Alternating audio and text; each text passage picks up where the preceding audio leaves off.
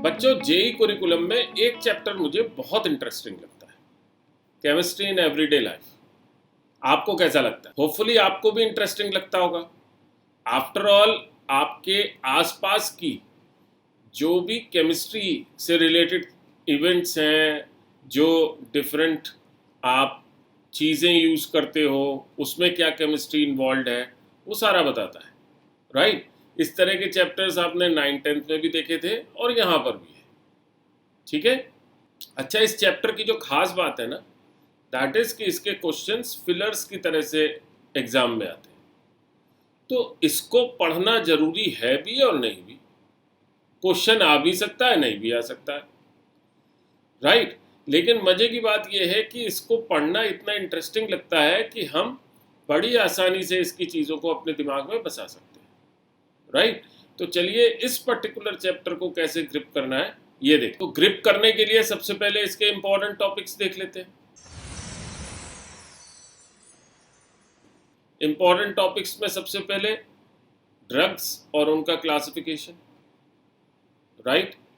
Different type की drugs, मुझे तो बड़ा इंटरेस्ट आता है पढ़ने में। अगर हम बात करते हैं एंटासिड्स, दो टाइप के एंटासिड्स, देन एनाल्जेसिक्स, एंटीपायरेटिक्स, ये सारे जो टर्म्स हैं उसके अंदर किस किस तरह की ड्रग्स आती हैं, उनका क्या केमिकल फॉर्मूला होता है, that is important. Then chemicals in food, specially sweetening agents और प्रिजर्वेटिव्स, ठीक है, ये दूसरे इंपॉर्टेंट कैटेगरी हो गई।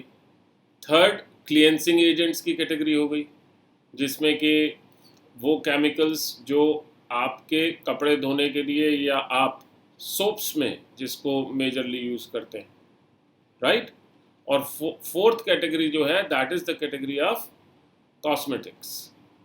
तो ये चार चीज़ें हैं जो कि मोटे मोटे तौर पे इम्पॉर्टेंट टॉपिक्स की कैटेगरी में आप रख सकते हैं। अब देखो, वैसे तो पूरा चैप्टर ही इजी है और इंटरेस्टिंग है। इंटरेस्टिंग है इसलिए इजी है, बहुत सारी चीज़ें आपको बताता है। डेटॉल का कंपोजिशन क्या होता है, बीटाडीन जैसी चीज़ क्या हेल्प करती है, आयोडीन एंटीसेप्टिक की तरह से कैसे काम करती है, स्वीटनिंग एजेंट्स कौन कौन से होते हैं, आजकल बहुत फैशन में है, राइट? वो लोग बाग जो है पतला होने के लिए स्वीटनिंग एजेंट्स यूज़ करते रहते हैं, ठीक है। तो इंटरेस्टिंग है, इसलिए कोई भी इजी और डिफ़िकल्ट का कैटेगराइजेशन बहुत ज़्यादा तो नहीं हो सकता, बट स्टिल अगर हम इजी टॉपिक्स देखते हैं, कंपैरेटिवली इजी टॉपिक्स, तो हमें कंपैरेटिवली इजी टॉपिक्स में सबसे पहले केमिकल्स इन फूड और उसके बाद जो क्लींजिंग एजेंट्स वाली चीज़ें, क्योंकि हमने मोस्ट ऑफ द टाइम वो चीज़ें पढ़ी होती हैं, राइट? हमें अच्छे से उनके बारे में पता होता है, ठीक है।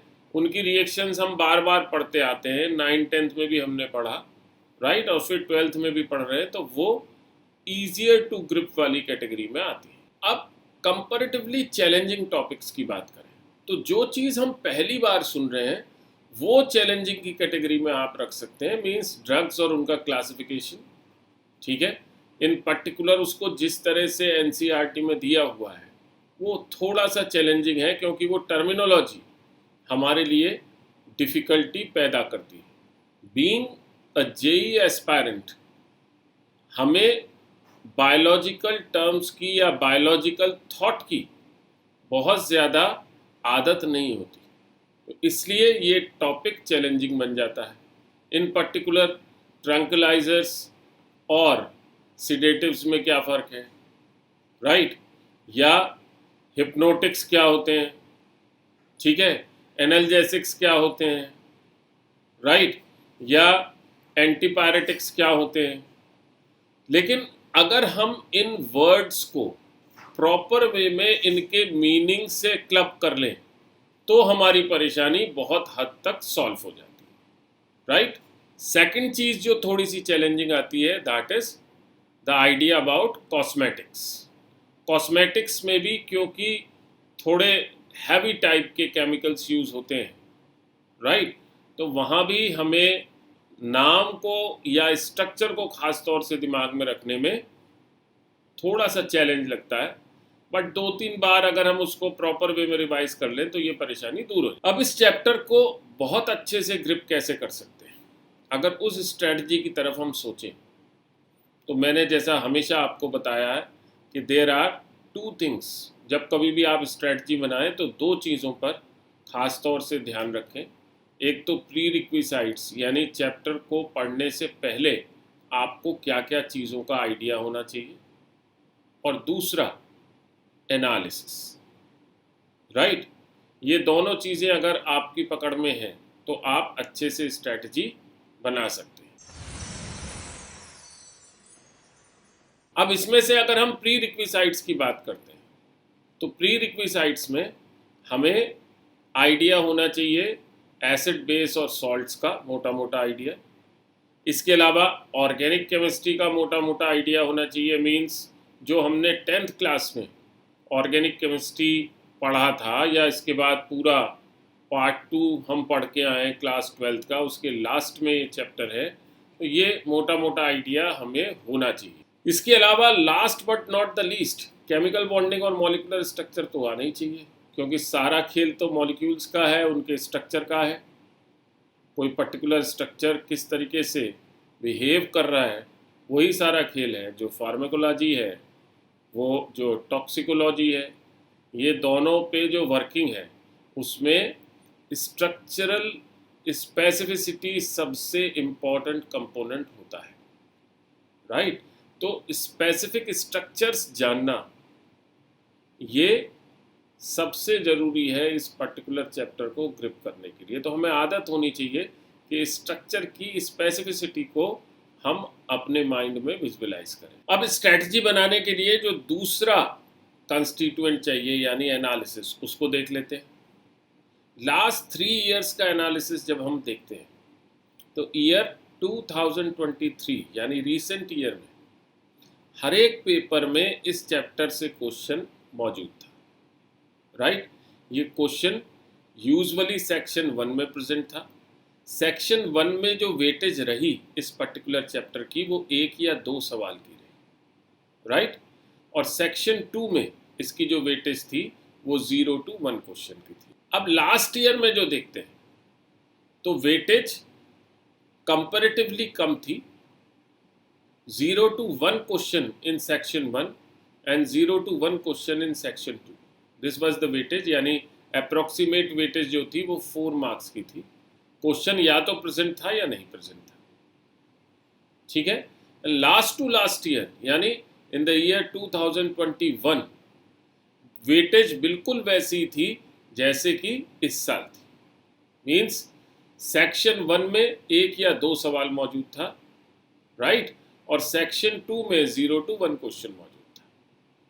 ठीक है, means overall weightage 4 to 8 marks की थी। इन टोटल अगर हम बात करें तो इस पर्टिकुलर चैप्टर से 41 कंसेप्चुअल क्वेश्चंस और 4 न्यूमेरिकल क्वेश्चंस हमें इन लास्ट 3 इयर्स में देखने को मिले। अब स्ट्रैटेजी समझ लेते हैं। नॉर्मली इस चैप्टर को ख़त्म करने के लिए मैं अराउंड 8 आवर्स की क्लास जो है लेता हूँ। आप लगभग उससे 2 to 3 टाइम्स आपको चैप्टर प्रिपेयर करने में लगेगा। राइट, और जहाँ तक क्वेश्चंस प्रैक्टिस करने की बात है तो 60 to 75 questions will be sufficient to practice. Right, जहाँ तक रिसोर्सेज की बात है सर्टेनली नीट चैप्टर वाइज तो है ही, लेकिन इसके अलावा अगर हम देखते हैं तो एकेडजा इज़ देयर जो कि आपको अच्छे से प्रैक्टिस करा सकता है इन सब चीज़ों की।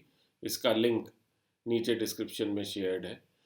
तो आप इस पर्टिकुलर चैप्टर को जो कि इंटरेस्टिंग है, जो कि थोड़ा थोड़ा कुछ कुछ चीज़ों को पकड़ के चलने की जिसमें ज़रूरत है, इस चैप्टर को अच्छे से तैयार करके 4 से 8 मार्क्स जेई के एग्ज़ाम में अपने बना सकते हैं फ्री फंड के।